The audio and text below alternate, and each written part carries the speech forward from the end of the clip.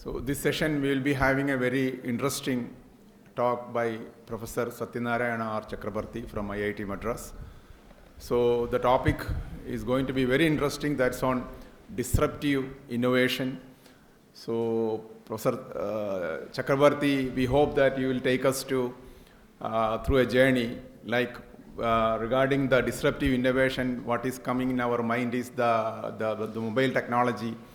We have Nokia, then turned back to the iPhone technology, that smartphone technology, then through Amazons, and then to artificial intelligence. We hope that Chakrabarty will be taking to this road, and we will be getting enlightened after the talk. So, Professor Chakrabarty, please. Thank you. Good afternoon to all of you. So, I have a presentation to make, which is the reason why we got delayed trying to set up the whole thing. Otherwise, I could have actually just talked like the previous speaker. That's far easier, I think. It's much simpler. But I thought it's good to show some pictures to start off the talk. But I was also enthused by the previous speaker as well as what happened in the inauguration session. That let's also try to see if we can actually make it a bit more Kerala-centric and see what we can do over here in this state. That's something that I want to transition into from this presentation. And the third is to actually make that a bit provocative in the sense I want to actually get more questions and answers. And it could be like I start asking the questions and you can answer instead of the other way around, whatever it is, right? So more interactive. But for all of these things, we have only about half an hour because I'll be standing between you and lunch. So we have to see how we can do this. So let me just rush through this presentation. I think it's not very important to go through this presentation very carefully. It's just a simple thing.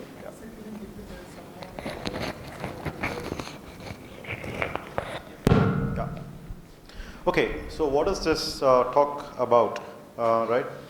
So what I'm going to talk about is what we call as deep tech entrepreneurship. So we'll talk about what is meant by deep tech entrepreneurship. It's not just about technology because technology is a very loose word today. So a lot of youngsters say I did research about it, which means that they actually spend 5 minutes on Google. That's what, but it is actually a lot more than that. So we will set the exact context of what is meant by disruptive innovation. So many times you would have actually heard these terms, what is called as technology disruption or disruptive innovation. In fact, the word disruptive itself sounds very negative, right? But we are like for example, the Hartal is actually disrupting something, and we think that it's actually negative, right? So we will do this with starting with examples at where I come from. So that's the first part of the presentation.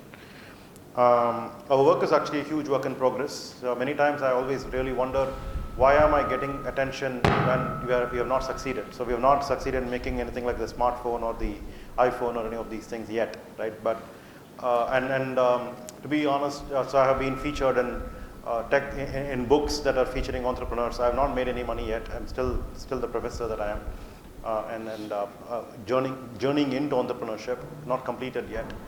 So it's actually a huge work in progress. Been getting some awards. I think what it means is the audacity of attempting something like this itself is actually eye-catching, and people actually get awed by this. That's what this is all about. So I want to share that passion with you. So the key takeaways from here are how to approach or assess this deep tech disruptive ideas. That's first thing. Because just because you get an idea doesn't mean that you actually fall in love with it and pursue. How do you assess them, and does it make sense, first of all, right? And how to win customers by navigating the technology adoption cycle rightly. So you have to go through this technology adoption cycle and how to be customer focused and so on. That's what we will be talking about. So that said, let me just talk about the work that's been happening at IIT Madras, specifically where I come from, which is the National Center for Combustion R&D that was established about 10 years ago, or we started working on establishing it about 10 years ago. It got established, the building got established about 5 years back, and we have been working, doing R&D work actually. So this is essentially an R&D center, but it's now fast changing into a deep tech startup hub anywhere in the world, not just in India, not just in Tamil Nadu, but fairly a global aspiration from there. So we have a list of ideas, companies, whatever you want to call them, startups and so on. So the first thing that I'll mention is about Agnikul, which is making 3D printed rockets for mini launch vehicles. So people at the back may be actually cursing me for a very small font over there, but that actually tells you how many things we are going to come up in this particular screen. That's the problem. Yeah. So the next one I'm going to be talking about an E-plane, which is trying to provide urban aerial mobility and regional domestic aviation. I specifically look at Kerala as an example for this because of the backwaters that you have and the hilly terrain that you have and long winding narrow roads that you have. The roads are good, but it still takes time to get from one place to the other on the surface. Is there a way by which we can move fast from place to place? We can quickly get into things like optically guided air-launched missiles, which are about distributed airstrike instead of having a very large fighter plane and a pilot and so on. Is it possible to actually make a lot of small air-launched missiles? Drones, obviously, surveillance, mapping, inspection with multi-copters and hybrid aerial vehicles. What is meant by hybrid aerial vehicles? We will think about that. Agri-copters, how to spray pesticides on farms or even on coconut trees, as a matter of fact, in Kerala. So Avishkar or Tutor Hyperloop. So this is actually the most cost-effective Hyperloop development in the world that we are doing over there. Galaxy is a multi-sensor remote sensing satellite with edge computing artificial intelligence. Aerostrivelos is a microgas turbine startup that is making hybrid electric trucks, gensets, and microgrids. X2 Fuels is from making crude oil from unsegregated municipal solid waste. TAN90 is a cold chain with phase change materials. Nutrace is hydrogen generated from water splitting through membraneless microelectrolyzers. Neurostellar is a brain-computer interface for enhancing calmness, stress relief, meditation, focus, and productivity. Lidust is optical sensors for pollutant emissions in chimney stacks of factories. Allo is rechargeable aluminum air batteries for high energy storage with pressurization. Wearable air conditioners, a huge energy saver to improve India's productivity. Hypersonic vehicle enabling flight from Chennai to San Francisco in 4 hours. Aluminum-based hydrogen generation or methanol production is the cheapest form of hydrogen. Standalone sustainable toilets where the water that is required for cleaning the toilet is actually produced from your own urine and so on, right? And you can also produce electricity, net energy positive processes. Coal to hydrogen, methanol, urea, utilizing India's vast high ash coal reserves. So these are about 18 ideas that we have been pursuing at NCCRD. And many of these are actually incorporated, they are or soon to be incorporated. Some of them are part of different startups already, and some of them are under ideation, right? So I'll give you a few examples that I've been going through one cohort in the last 4-5 years. Agnikul Cosmos is the one. I think I'm hoping that you will hear the news about this in the next 1 month or so, where we will be doing the first launch of this sometime soon from Sriharikota. We're working on that. In fact, there will be a recurring theme that I will try to highlight from all these examples as well. So one of the themes was in the previous slide. I don't know if you noticed, and this is actually very important. Like why did BMW actually go away was because they did not find 1,000 acres in Kerala. That's the reason, right? So whereas in previous slide you saw like we were actually doing a micro satellite mini launch vehicle, micro micro gas turbines, micro electrolyzers.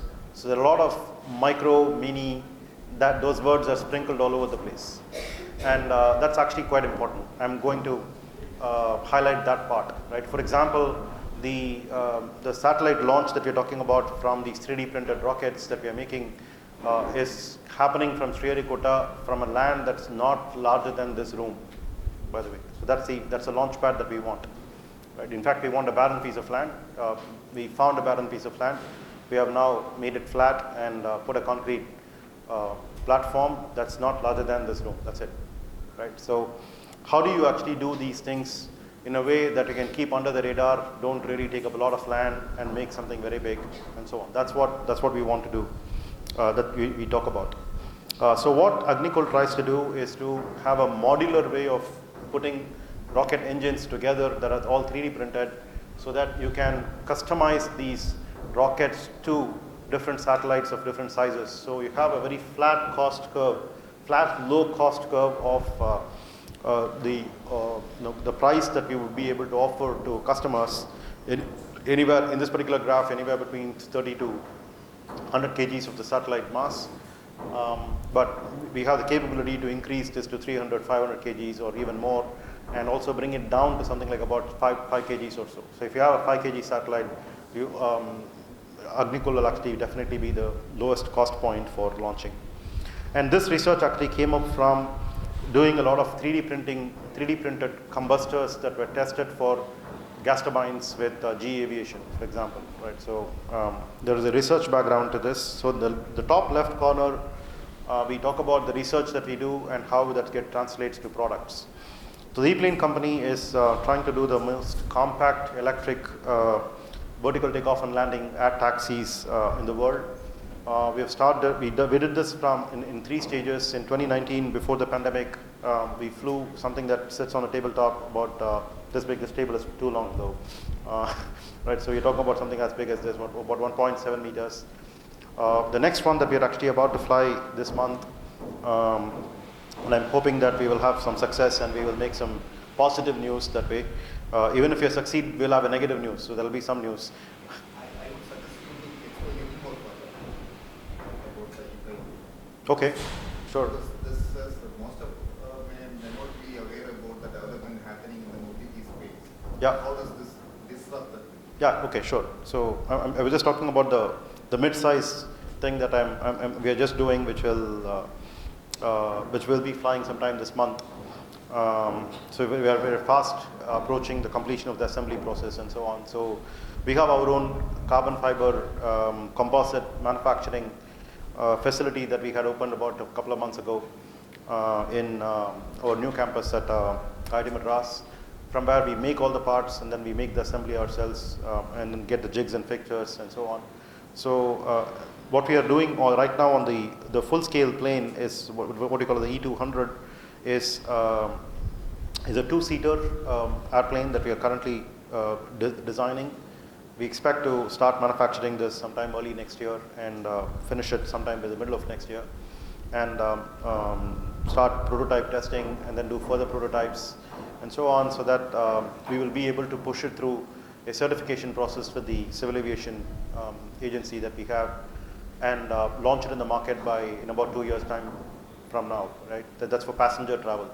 We'll also have a cargo variation that will take about 200 kgs of payload sometime from late next year or early year after, sooner than the passenger itself, because we hope to actually get cargo transport certification done sooner than the passenger certification, because that's more tedious, more involved.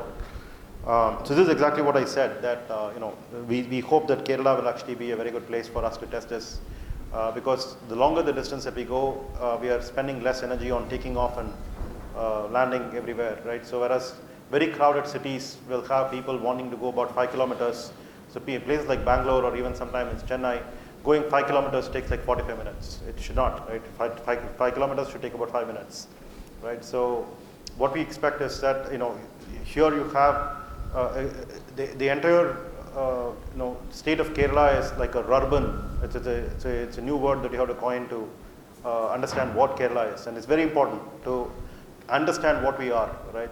So it's actually a rurban environment. It is neither rural nor urban, right? And like for example, if you were in Ernakulam, you will want to actually go to Kaladi or go all the way to Thrissur or anywhere, and so on. So how do you go from one place to other without being stuck in long, windy, narrow roads and taking much longer time for a given travel? Like the 5 hours from Trivandrum to Kochi, that's only about 200 kilometers or so, right? It's not supposed to take less than 3 hours, is what under ideal conditions. Whereas what we expect is that can actually happen in about less than 1 hour, right? and so on. And shorter distances can actually happen in about 10 minutes, 15 minutes. That's the kind of thing that we are looking at. So the research that we did on this to make it very compact, make it fly long distances, make it also fly extremely slow speeds. That's actually very difficult to think about an aircraft which is compact with wings capable of flying long distances, fully electrically powered, and still fly at very slow speeds. We needed to actually generate some IP, and that means that needed to actually do some research. So the picture that we have there on the top left corner is just taking the motivation from what NASA did on electric propulsion, where they did something called distributed electric propulsion with lots of smaller propellers that are arrayed along the wing. So we try to do the same thing with vertical propellers that are otherwise that are used for the vertical takeoff, but otherwise would actually be useless during forward flight. So is there a way by which we can utilize them and then make the wing more compact and slow flying? So there's some research that we have done on this.